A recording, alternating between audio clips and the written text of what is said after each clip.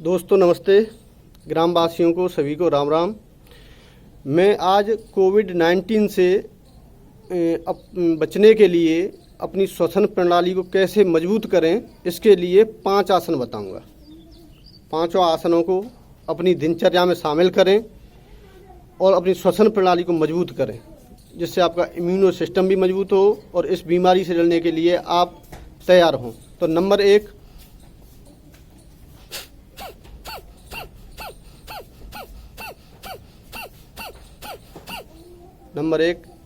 इसको 5 से 10 मिनट आप कर सकते हैं। नंबर 2,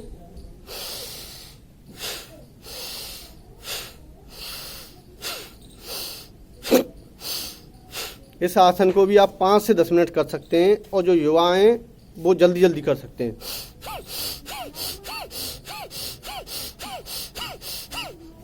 नंबर 2, नंबर 3,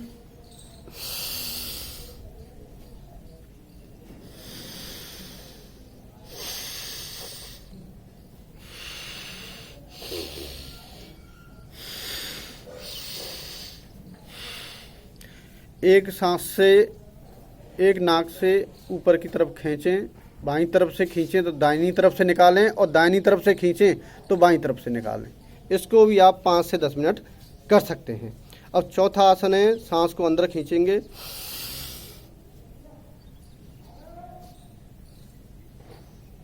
और सांस को अंदर ही रोकेंगे। 4 और नंबर 5वां आसन है ओम का उच्चारण 5 से 10 मिनट। ओ,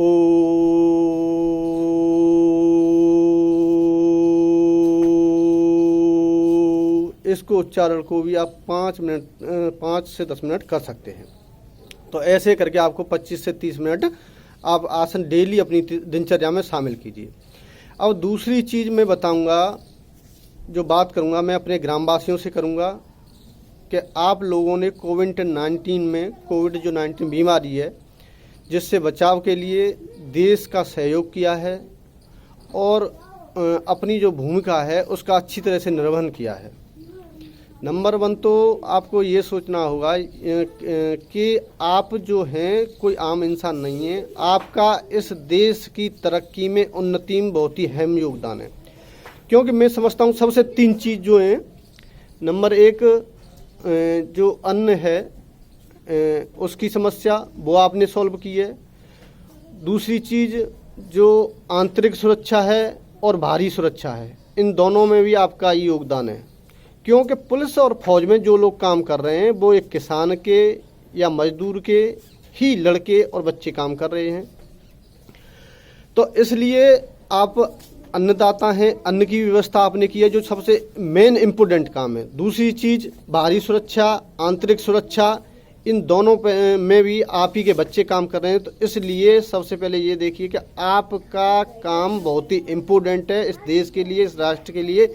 इसलिए आप अपने आप को समझिए, इस देश को आज भी आपकी ज़रूरत है, आगे भी रहेगी, पहले भी थी। इसलिए आप अपने आप को आम इंसान मत समझिए। तो मैं आपसे 2-3 चीज़ों पे बात करना चाहूँगा जो मुझे जानकारी मिली है गांव में, जो मैंने बात की है कि नंबर 1 चीज़ तो कुछ लोग बाहर से आ रहे हैं। तो बाहर से जो लोग आ रहे हैं दूसरे राज्यों में, जो नौकरी करते हैं, बड़ी अच्छी बात है, अपने घर पे आ रहे हैं, लेकिन उनकी भी कुछ जिम्मेदारी है और हमारे ग्रामवासी हैं जो अच्छी तरह से जिम्मेदारी निभा रहे हैं, उनका भी थोड़ी सी जिम्मेदारी और बढ़ जाती है इस समय पर। कि जो लोग बाहर से आ रहे हैं वो लोग या तो अपना चेकअप करवाएं, और चेकअप नहीं करवा पा रहे हैं तो दूसरी चीज़ वो अपने आप को 14 दिन के लिए किसी एक कमरे में अलग शिफ्ट कर लें, जिससे कि उनका परिवार, अगर बाई चांस 1% वो संक्रमित हैं तो उसके थ्रू वो संक्रमण पूरे परिवार में न फैले और पूरे परिवार से वो पूरे गांव में न फैले। इसलिए 14 दिन के लिए अपने आप को अलग कर लें, अलग सोएं और अलग खाएं पिएं अपना इस चीज़ पर विशेष ध्यान दें। नंबर 2, जो लोग आगरा जा रहे हैं या आगरा से गांव आ रहे हैं तो कोशिश करो कम से कम जाओ, कम से कम वहां का लोग आगरा का गांव में आए। कोई विशेष ही ज़रूरत हो तो उसके लिए आप जाएं तो पूरी सावधानी से जाएं। जो भी कपड़े, जूते, चप्पल पहन के जा रहे हैं उनको आके गर्म पानी में धुलवाएं, और जो चप्पल जूते हैं उन चप्पल जूतों के लिए आप घर में घुसने से पहले ही उन्हें उतारें, या जो जूते चप्पल हैं उनको अच्छी तरह से पहले ही धो के और वहीं मेन गेट के पास ही उतार दें, तब आप एंट्री अंदर करें। तीसरी चीज़ आ रही है निकल के कि कुछ लोग क्रिकेट खेलने के लिए जा रहे हैं, चौराहों पर 2-3 जो चौराहे हैं गांव में उन पर इकट्ठे हो रहे हैं। तो उनके लिए मैं बता दूं कि उनको ये गलत फहमी भी नहीं पानी है कि बीमारी आगरा से हमारे यहाँ तक नहीं आ पाएगी। जो बीमारी चीन से 7 समुद्र पार अमेरिका तक जा सकती है, पूरे विश्व में फैल सकती है, इंग्लैंड में जा सकती है, फ्रांस में जा सकती है, भारत में आ सकती है, तो वो आगरा से और गढ़ी तक नहीं जाएगी। तो इसके लिए आपको सावधानी की ज़रूरत है, टेंशन की ज़रूरत नहीं है, सिर्फ सावधानी की ज़रूरत है। सावधानी 2 तरीक़ा से, इससे जो बचाव है वो 2 तरीक़ा से। नंबर 1 तो जो लॉकडाउन के नियम हैं, डिस्टेंसिंग के नियम हैं, उनका पालन करें। कभी भी कोशिश करो आज के बाद में कि 4 लोग, 6 लोग, 3 लोग किसी भी चौराहे पे इकट्ठे नहीं होने हैं। आपने पूर्व में भी बाद में भी उस गांव के लिए बहुत ही अहम योगदान दिया है, चाहे लाइट की समस्या हो, पानी की समस्या हो। जो गांव की हमारे की एकता है वो वाकई एक संदेश है और गांवों के लिए कि घड़ी गांव से सीखा जाए। लाइट की व्यवस्था पूरे गांव ने मिलकर की, पानी की व्यवस्था पूरे गांव ने की।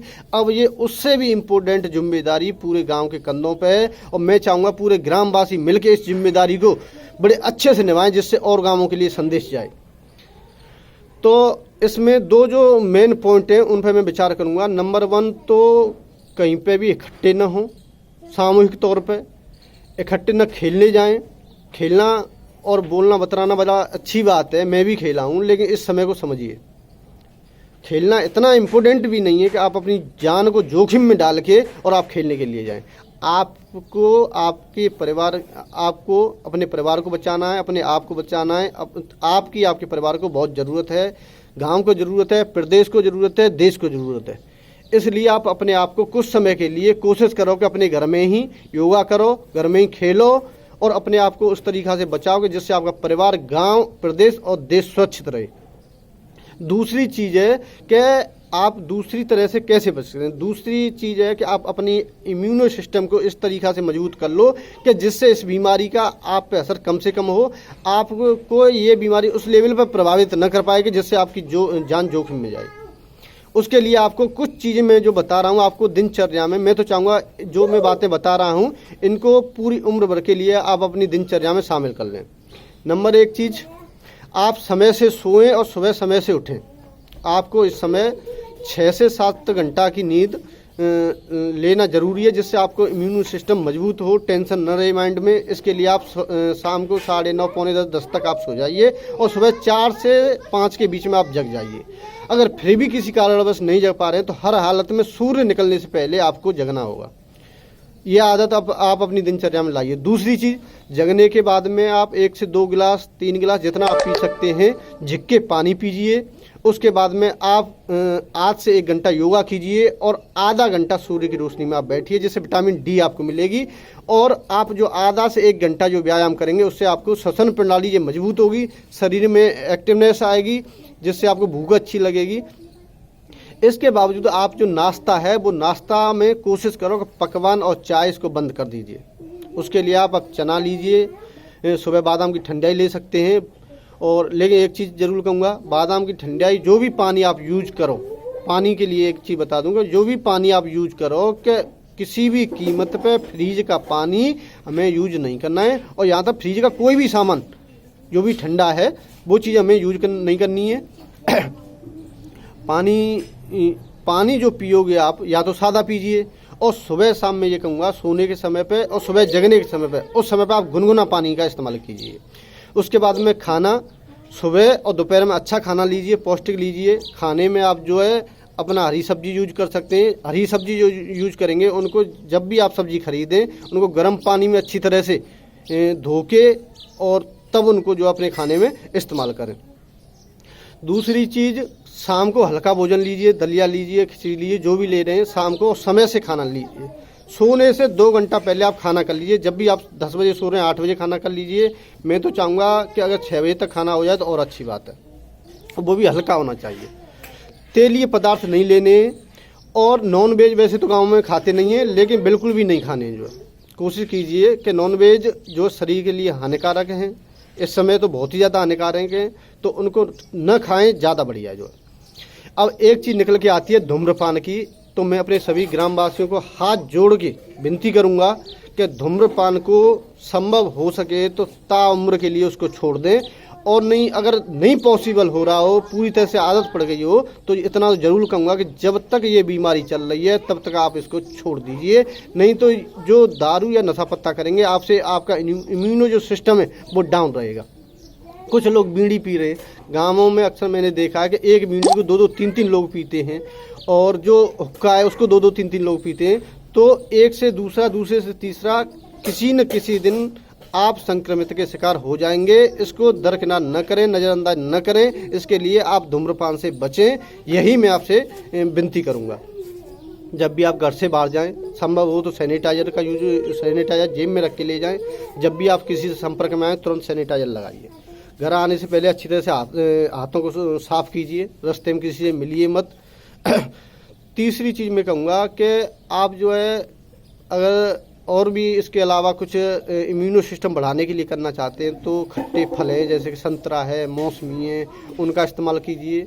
बादाम में बता चुका हूँ, बादाम बहुत फ़ायदेमंद है। उसके अलावा किसी पर अगर इनकी व्यवस्था नहीं हो, गरीब है, तो वो नींबू की शिकंजी सादा पानी में नींबू निचोड़ के उसको इस्तेमाल करते हैं। हाँ, खाने में लहसुन का आप ज़्यादा से ज़्यादा इस्तेमाल कीजिए, हरी सब्जियों का इस्तेमाल कीजिए, और साधारण भोजन बिना नमक मसाले का, वो बिना नमक मसाले मतलब कम नमक और कम मसाले का इस्तेमाल कीजिए।